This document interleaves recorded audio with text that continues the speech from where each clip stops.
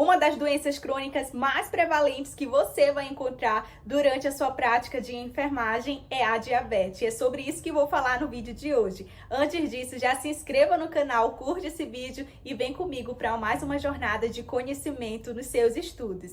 Bom, a diabetes é um distúrbio metabólico ocasionado pela falta de insulina ou pela resistência ao efeito da insulina. E como tem essa falta ou resistência à ação da insulina, acaba ocasionando, consequentemente, o aumento do nível de glicose, conhecido popularmente como açúcar, na corrente sanguínea, o que leva esse paciente a ter uma hiperglicemia. Lembra que a palavra hiper remete a muito, então fica um acúmulo de muita glicose no sangue desse paciente. Vem comigo agora aprofundar ainda mais sobre esse assunto. Primeiramente, precisamos entender o que é insulina. A insulina é um hormônio produzido no nosso pâncreas, especificamente pelas células beta-pancreáticas. A função da insulina vai ser controlar os níveis de glicose no sangue, através do transporte dessa glicose para dentro das células, que, se esse transporte for feito para dentro das células, funciona como uma fonte de energia.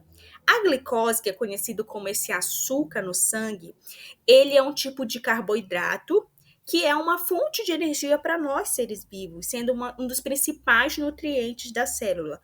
Como ele é um dos principais nutrientes da célula, essa glicose então precisa estar dentro da célula. E na célula a gente vai ter um receptor para a insulina se ligar e vai ter um canal transportador de glicose. A insulina, quando ela se liga na célula, ela acaba abrindo esse canal da glicose, esse canal transportador de glicose, para a glicose entrar dentro da célula.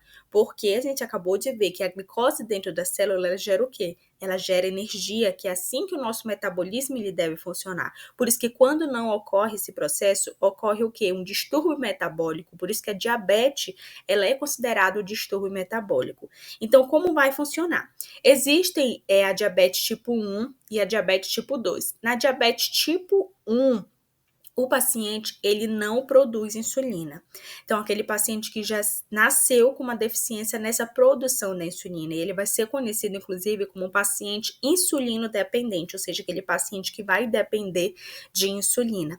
Já que ele não produz insulina, então não vai ter insulina para se ligar ao receptor da célula e muito menos para abrir o canal transportador dessa célula, para a glicose entrar dentro. Se a glicose não consegue entrar dentro da célula, porque não tem a insulina para ajudar nesse transporte, então vai se acumular o quê? Glicose na corrente sanguínea. E a diabetes tipo 1, ela é muito mais característica em pacientes que são crianças e adolescentes, porque se essa pessoa já nasce com essa deficiência, vai ser possível identificar desde muito cedo. Já o diabetes tipo 2, inclusive, ele é conhecido como se fosse adquirido. Adquirido por quê? Porque na diabetes tipo 2, essa pessoa vai produzir insulina, porém ela vai produzir em pouca quantidade, ou ela vai ter uma resistência à ação da insulina. E muita gente fala que ela é adquirida por quê? Porque existem muitos fatores que podem ocasionar diabetes tipo 2. Inclusive, essa resistência ela pode ser ocasionada devido a um sedentarismo, devido ao excesso de peso, devido a uma má alimentação com excesso ali de carboidrato. E falando nesse excesso de carboidrato, muita gente acredita que é só o açúcar em si que vai trazer essas consequências, né? Ah, não estou mais comendo nada doce, então é impossível ter diabetes. Mas aí, se essa pessoa ingere muito carboidrato, o carboidrato ele vira um açúcar no nosso organismo. Então a gente tem que prestar, nós profissionais temos que prestar essa orientação para o paciente. Aqui nessa imagem vocês podem ver, por exemplo, como seria o organismo de uma pessoa considerada ali saudável, que não tem uma diabetes, né? Então a insulina iria se ligar ao receptor de insulina, que iria abrir os canais transportadores de glicose, para a glicose entrar dentro da célula, para que ela não fique acumulada no sangue. Já na diabetes tipo 1, não vai ter produção de insulina, então não vai ter como abrir esses canais transportadores de glicose, fazendo com que a glicose ela fique acumulada na corrente sanguínea. Já no diabetes tipo 2, ele produz insulina, mas em pouca quantidade, ou ele tem uma resistência à ação da insulina. Se ele tem uma resistência à ação da insulina, também não vai fazer esse transporte de forma adequada, o que também acaba acumulando glicose na corrente sanguínea. Por isso, Resumindo tudo, por isso que a diabetes, ela é considerada o excesso de glicose na corrente sanguínea, porque tanto tipo 1 quanto tipo 2, apesar das diferenças entre eles acabam resultando nesse aumento de glicose na corrente sanguínea. E para você identificar qual é a taxa de glicose na corrente sanguínea do paciente, a gente vai precisar verificar a glicemia capilar do nosso paciente com o aparelho de glicosímetro, no qual você consegue detectar qual a quantidade de glicose que está circulando no sangue do paciente. Você vai analisar esses valores. Por exemplo, depende muito da literatura, se for uma glicemia normal, dentro do padrão de normalidade em jejum, é considerado até 100, até 110, como eu falei, depende da literatura. Uma glicemia alterada em jejum seria aquela de 110 a 126, ou dando 126. Uma pessoa considerada ali um pré-diabético, aquela que não é diabético, mas que tem uma chance muito grande de se tornar diabetes devido a esses resultados, seria ter uma glicemia em jejum de 110 e 125, uma glicemia casual, que é aquela que é verificada em qualquer hora do dia, dependendo de quantas refeições essa pessoa já fez no dia. Se for dentro da normalidade, ela pode ter um resultado ali menor que 200 e pode se detectar alterada, uma glicemia casual, se a gente verificar a glicemia do paciente e der um valor de 200 em diante. E aí você precisa prestar atenção também se no aparelho de glucosímetro aparecer HI ou LO. Isso aqui não são problemas do aparelho.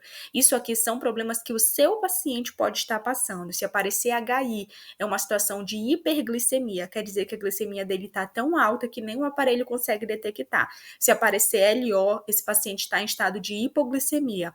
Ela pode estar tão baixa que também nem o aparelho de glicosímetro consegue detectar. E podem também ter duas situações que elas são muito comuns, que são consideradas emergências hiperglicêmicas, que é a cetoacidose diabética, que ela vai ser mais comum em paciente diabético tipo 1, e o estado hiperosmolar hiperglicêmico, que vai ser mais comum em paciente diabético tipo 2.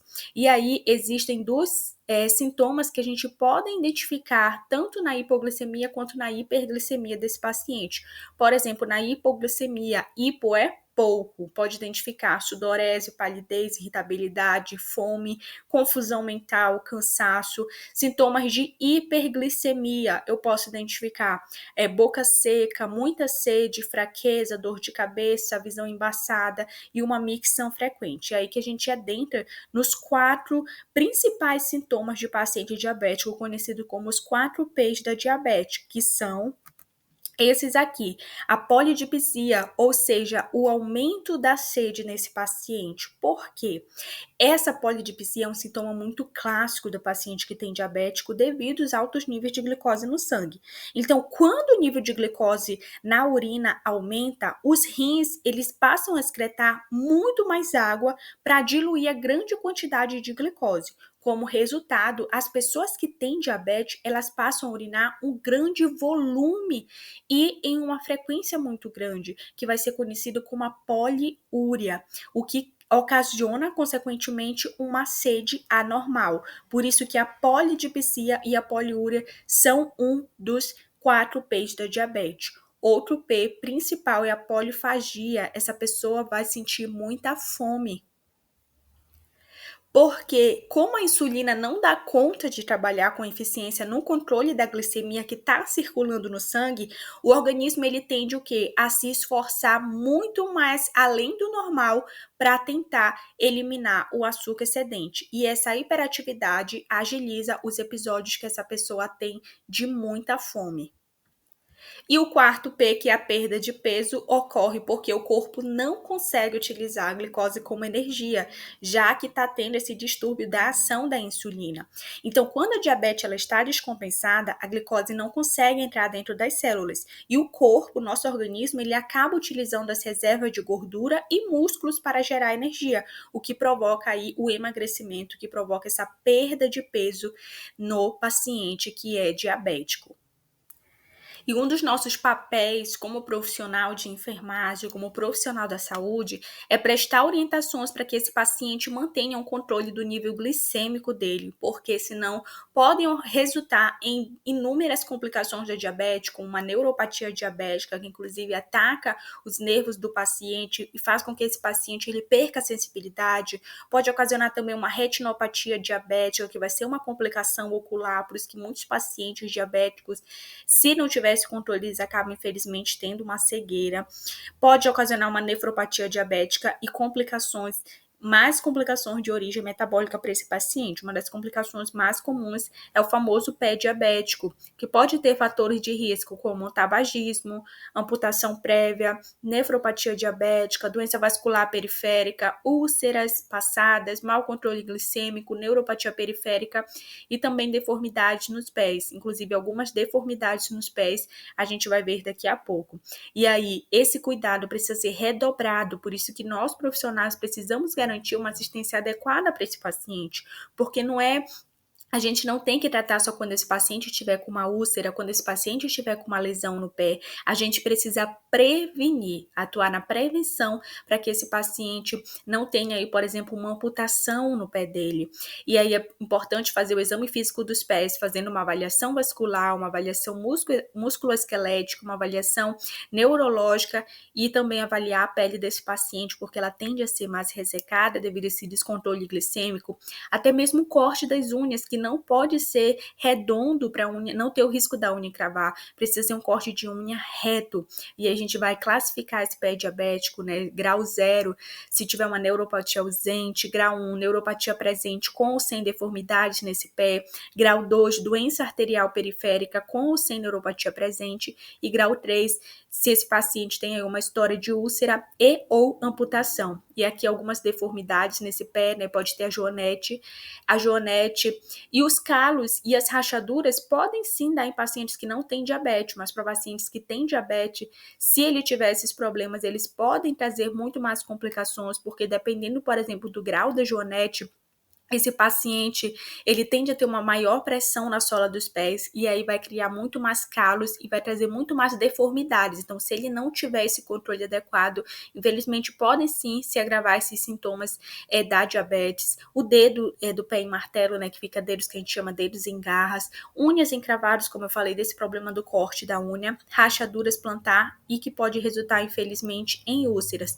Por isso que é essencial nós profissionais prestarmos um apoio e principalmente orientações para esse paciente, explicando sobre tudo, como por exemplo, a preferência dos alimentos que eles têm que ter agora, uma dieta mais equilibrada, trabalhar também com o nutricionista, né, para passar uma dieta adequada dependendo do paciente, prática de atividades físicas e também já trabalhar na prevenção de outras inúmeras doenças, porque a maioria dos pacientes diabéticos, eles tendem a ter uma chance muito grande de apresentar outras doenças crônicas como a hipertensão arterial. Por isso que um dos nossos papéis é ter uma assistência qualificada, garantir essa assistência resolutiva para esse paciente. E se você quer informações muito mais aprofundadas sobre esse assunto, porque ele é bem extenso e não daria aqui, eu te indico a minha mentoria.